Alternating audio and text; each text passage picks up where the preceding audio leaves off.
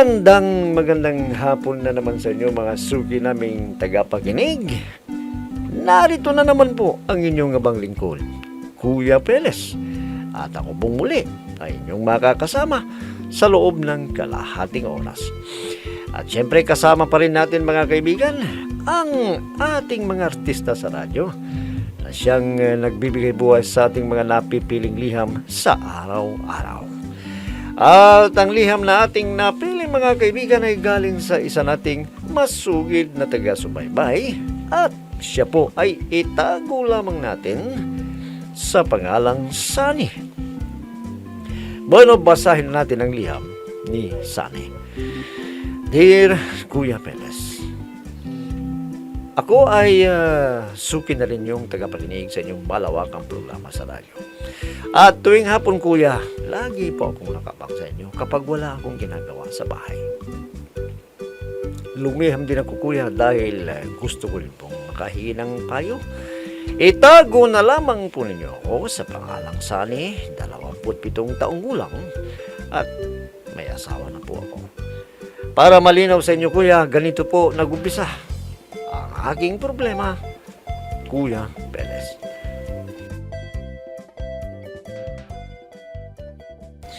Sunny, wala ka bang napapansin sa mga kapitbahay natin?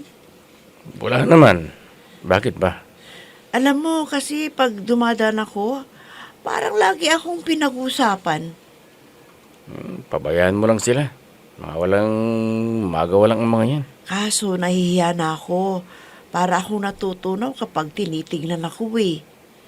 Siyempre, bago ka lang dito, kaya tinitignan ka. Wala yan. Hayaan mo lang. Lalong-lalo na yung kapitbahay natin. Diyan sa may tapat ng bahay natin. Ang sama ng tingin. Si John yun. Asawa ni paring Ernie. Mabait naman yun Mabait sila sa'yo. Sa akin, kung makatingin sila, parang kriminal ako sa paningin nila. Ewan ko ba? Ate, masasanay ka rin dito. Basta huwag mo na silang patulan. Nakakainis na kasi. Hindi na nga ako lumalabas ng bahay eh. Minsan, ako pa yata ang pinag-uusapan nila. Hayaan mo. Sasabihin ko yan kay paring Ernie. Wag na. Nakakahiya naman. Hayaan ko na lang sila. Basta, wag lang nila akong saktan. Yan na lang gawin mo para wala lang gulo. Sige na, umalis ka na. Baka hinihintay ka na ng mga katrabaho mo.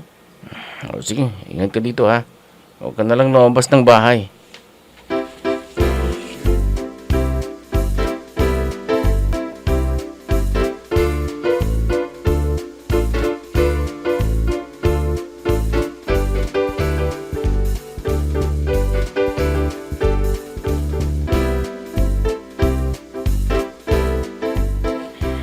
Alam niyo ba, auntie? Yan palang asawa ni Sunny. Nakulong pala yan dahil sa pinagbabawal na gamot. Ano? Totoo ba yan? Opo, auntie. Kaya ko po nalaman yan dahil sa asawa ko. Bakit? Kilala ba niya? Hindi niyo ba alam na magkaibigan si Ernie at Sunny? Oo nga, ano? Kaya pala. Kaya alam ni Ernie. Dati daw yan nahawak ng mga awol na pulis at siya ang taga-deliver ng mga droga. Ganun ba? Aba, masawang influensya pala yan dito kung sa lugar natin. Kaya daw yan nakulong dahil natimbog ng mga pulis. At ikinanta din niya ang mga pulis na kasama niya. Kaya yun, matagal na nakulong. Kaya lang nakalabas yan dahil nagpiansa Ay, hindi ba alam yan ni Sade? Alam niya. Ewan ko ba kung bakit nagustuhan pa rin niya. Ay, nako, kawaw naman pala. Anong kawawa? Paano kung dito naman siya magbenta ng ipinagbabawal na gamot? Ay, hindi naman siguro. Hindi papayagan ni Sunny na gawin niya yan.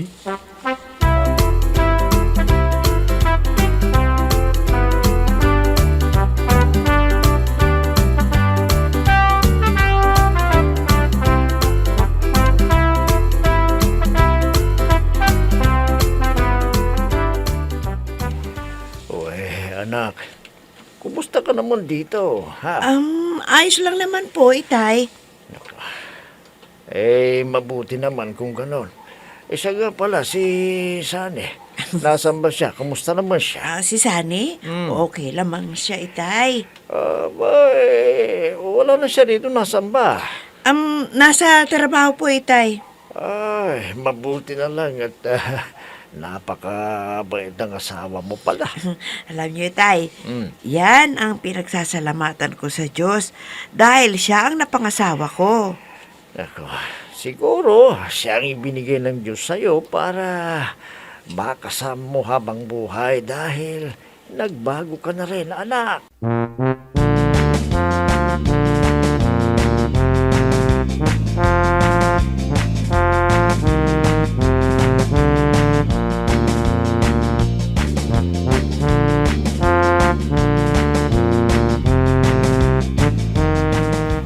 Tingnan niyo yan, auntie. Palagi pa rin siyang umaalis ng bahay nila. Ay, yan din ang napapansin ko. Sa tuwing wala dyan si Sadi, umaalis din siya. Naku, baka pati si Sani, na-impluensya na rin niya na nagbebenta rin ng duga. Ay, hindi naman siguro. Mabuting tao yan si Sadi. Kaya lang, ang napangasawa niya ay dating nakulong at dahil sa droga. Ay, baka naman may trabaho na siya. Kaya laging umaalis ng bahay. Posible naman yun, auntie.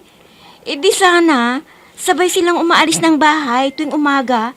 Hindi nauuna si Sani. Tapos, kapag wala na si Sani, siya naman ang umaalis.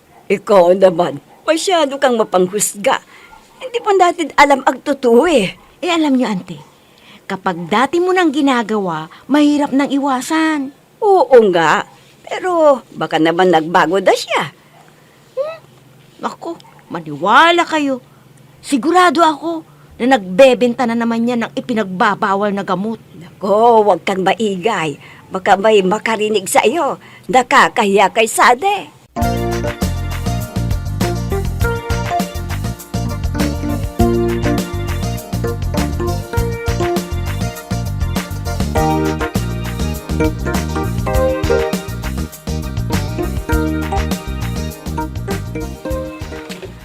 Pare, pasensya ka na kung hindi magandang pinapakita ng asawa ko sa asawa mo. Wala yun, pare. Ang inaalala ko, ang asawa ko. Halos hindi na siya lumalabas ng bahay kapag nandito siya. Kaya mo pare, pagsasabihin ko, hindi ko na alam kung bakit parang galit na galit yung asawa ko sa asawa mo eh. Parang kumukulo yung dugo. Alam mo, pare, dati na niligawan ko si John noon. Kaya lang talagang hindi kami para sa isa't isa. Nang pumunta ako ng Maynila, doon ako nagtagal. Buti naman at kayong nagkatuluyan ng dalawa. Oh, kumusta nga pala yung dating kaso ng asawa mo? Di ba sabi mo sa akin nakulong siya dati dahil sa pinagbabawal na gamot? Wala na yun, pare. Nahuli na yung mga tiwaling polis na dating humahawak sa kanya. Na-dismiss na yung kaso niya. Di mabuti naman kung ganun. Kaya mo pare. At pagsasabihan ko si Joan. Salamat, pare, ha. Siguro kaya galit na galit si Joan kasi nagsiselos pa rin siya. Wala na yun. Matagal na yun. Kaya nga alam mo kapag ako'y naiinis dyan sa asawa ko di ko na alam kung anong gagawin ko sa kanya Kapag ako'y nainis talaga, iiwanan ko na yan. Ang sama ng ugali. Huwag naman, pare. Pagsabihan mo lang siya para hindi na lumaki pa ang gulo.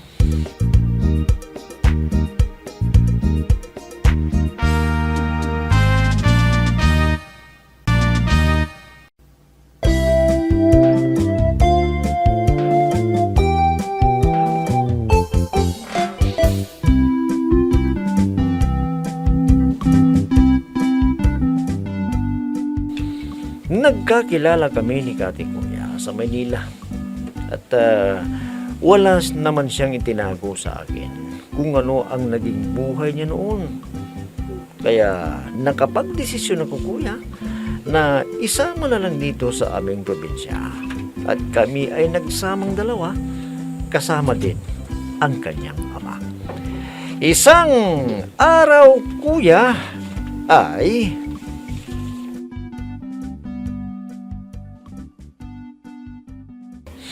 bakit mo ba ako pinapakialaman? Di naman kita pinapakialaman ha. Erne. Nakakahiya nga ang ginagawa mo. Ha? Hindi ka ba nahihiya kay Sunny? Bakit mo ba kinakampihan ang babaeng yun ha? May gusto ka ba sa kanya? Ha? Alam ito. Bakit naman napunta dyan ang uusapan natin? Ang sinasabi ko dito, Joan, tigilan nyo na ang asawa ni Parisani. Wala naman siyang ginagawang masama sa inyo. Biktima rin siya. Tingnan mo yan. Halata na may gusto ka sa kanya, hayop ka, Erne! Tumigil ka na! Kapag hindi ako nagpagpigil sa'yo, tatamaan ka sa akin, Joan. Sinasabi ko sa'yo! Sige! Sige! Subukan mo! Sumusobra ka na! Sige! Patayan mo na ako! Patayan mo na ako!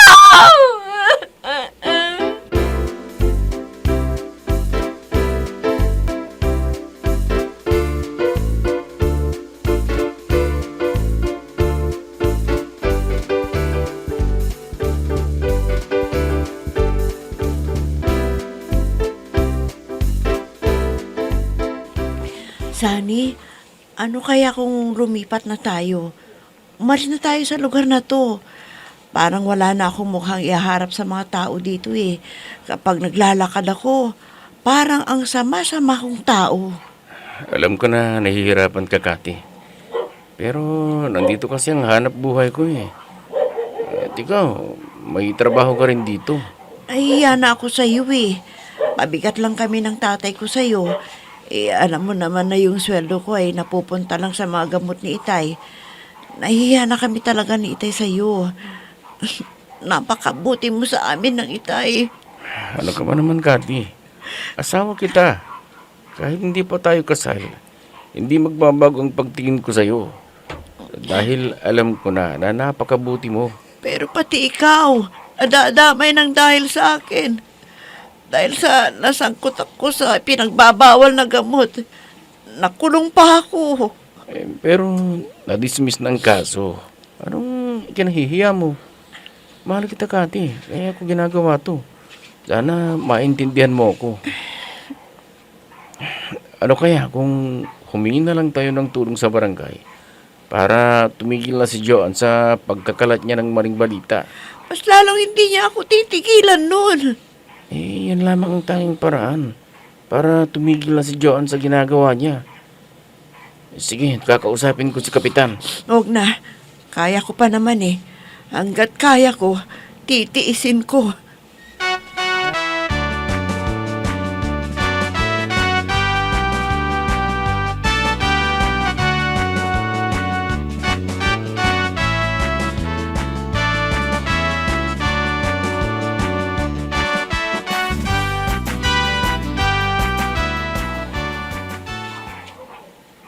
Ano ka ba naman, Joan? Tigilan mo ng asawa ko. Bakit? Wala naman akong ginagawa ah. Anong walang ginagawang sinasabi mo? Anong paninirang ginagawa mo? Bakit? Di ba? Totoo na nakulong yung asawa mo dahil sa pinagbabawal na gamot. Oh, baka ang susunod eh, bintahan niya dito sa atin, mga kabataan. Kahit na nakulong siya, na-dismiss na yung kaso dahil nahuli na ang tunay na mga salarin. Oh, tingnan mo yan. Di inamin mo rin ang totoo. Oo nga, totoong nakulong siya. Pero wala na yung kaso. Na-dismiss na. Tigilan mo na siya. Wala naman siyang masamang ginagawa sa'yo ah. Buti nga sa kanya. Ano ba talagang kinagagalit mo kay Joan? Dahil hanggang ngayon, mahal pa rin kita, Sunny. Joan!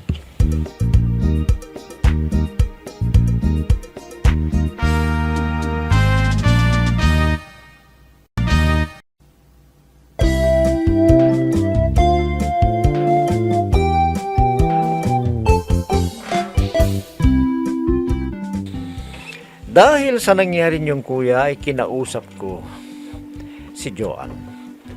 Dahil hindi pa rin siya tumitigil kuya na nagkakalat ng balita dito sa aming lugar na nagbebenta ng pinagbabawal na gamot ang aking asawa.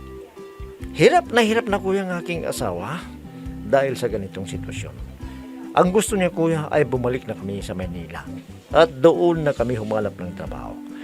Kaya lang kuya, ay may trabaho siya rito. At hindi ko rin maiwanan kuya dahil nandito rin kasama ko ang aking itay. At dinadalaw-dalaw ko kuya. Kaya napagbibintangan nila ako kuya dahil sa pag-alis ko sa tuwing umaalis si Sani. Kaya ang akala ni Joan kuya ay patuloy pa rin nagbibenta ng pinagbabawal na gamot ang aking asawa. Ano po ba ang dapat kong gawin kuya? Para tigilan na ni Joan na siraan ang aking asawa. Sana po kuya matulungan ninyo ako sa aking inilapit na problema. Lubos na gumagalang, Sani. Alam mo, Sani, medyo mahirap ang kalagayan mo dahil dyan sa ginagawa ni Joan na dati palang kasintahan mo noon. Parang alam ko na kung ano talaga yung problema eh. Dyan sa ginagawa ni Joan. Kaya niya ginagawa yan dahil nagseselos pa rin siya. Mahal ka pa rin niya. Gusto niyang siraan talaga yung asawa mo at magkahiwalay kayong dalawa. Bakit pa niya ginagawa yan? May asawa naman, may asawa na rin siya. Kaibigan mo pa yung asawa niya. Hindi ba siya nahihiya? Mabuti na lamang at nakakaintindi. Yung asawa niya, kaibigan mo, hindi na pinapatulan yung mga ganyang ginagawa niya. Minsan nag-aaway sila, talagang nakahanda ng iwanan niya si Joan ng kanyang asawa dahil sa hindi niya masaway-saway sa ginagawa niyang paninira dyan sa asawa mo. Ano bang klaseng pag-uugali yan si Joan? Mabuti na lamang at hindi kayo ang nagkatuluyang dalawa. Dahil kung hindi, talagang mamumroblema ka. Wala nang magawa sa buhay niya. Dapat tanggapin na niya na hindi kayo talaga ang nagkatuluyan. Ginagawa niya yan dahil nagseselos o may pagtingin pa siya sa'yo hanggang ngayon. Dapat kalimutan ka na niya dahil pareho na kayong pamilyado. Hindi yung ganyan na sinihiraan niya yung ibang tao. Wala naman yan eh. Totoo na nagbenta ng pinagbabawal na gamot niyang asawa mo, pero na-dismiss na yung kaso. Nagkamali man yung isang tao, itinama naman niya. Pinagsisihan at pinagbayaran na. O ano pang pinagpuputok ng mutsi niya? Kung talagang wala na siyang pagmamahal sa'yo hanggang ngayon. Mabuti pa siguro kung may magagawa ka, lumipat kayo ng tirahan. Para man maiwasan mo na yung si Joan na talagang hindi kayo titigilan na sinisiraan, lalo na yung asawa mo. Lumipat kayo, maghanap kayo ng mauupahan ninyo. Lumayo kayo dyan. At tuloy, isama nyo na ang tatay niya. Ang sa ganun magsama-sama na kayo. Dahil hanggat nandyan kayo at nakikita ni Joan na dyan kayo nakatira, nakikita niya yung asawa mo, talagang hindi niya kayo titigilan.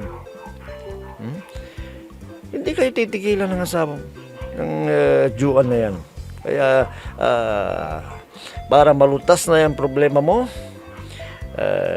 lumayo na kayo dyan, humanap na kayo ng ibang matitirahan na hindi malayo sa iyong trabaho. Bueno, yan na lamang sigurong masasabi ko sa iyo, Sani. At naway kahit papaano ay napayuhan kita sa iyong inilapit na problema. Bueno mga kaibigan, hanggang bukas na muli sa ganito ring oras at himpilan, inyong abangan at pakinggan ang programa Peles at your service.